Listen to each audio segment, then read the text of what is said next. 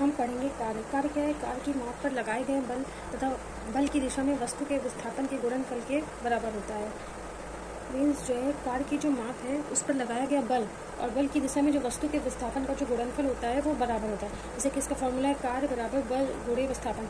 यहाँ पर एक पॉइंट ये भी है कि यदि बल यानी कि फोर्स तथा विस्थापन के मध्य अगर थीटा कोण बनता है तो उसका फॉर्मूला होता है W=force × S dot cos theta. फिर आता है ऊर्जा। ऊर्जा क्या होती है? किसी वस्तु की कार्य करने की क्षमता को उस वस्तु की ऊर्जा कहते हैं। ऊर्जा बेसिकली जो है वो कार्य द्वारा प्राप्त ऊर्जा यांत्रिक ऊर्जा कहलाती है। यांत्रिक ऊर्जा भी दो तरीके की होती है, एक होती है गतिज ऊर्जा, एक होती है स्थितिज ऊर्जा। गतिज ऊर्जा क्या होती है?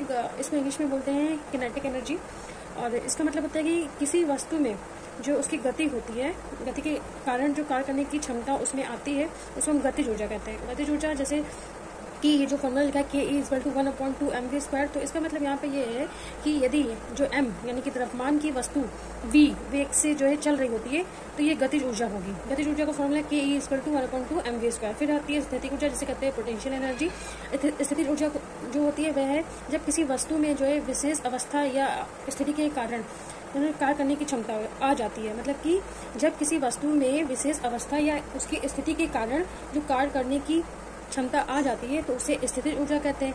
स्थितिज ऊर्जा का फॉर्मूला है P.E=mgh। m का मतलब है द्रव्यमान, g का मतलब है गुरुत्व जनित त्वरण और h का मतलब है ऊंचाई। अगर आपको मेरी ये वीडियो पसंद आई हो तो इसे लाइक करें एंड शेयर करें।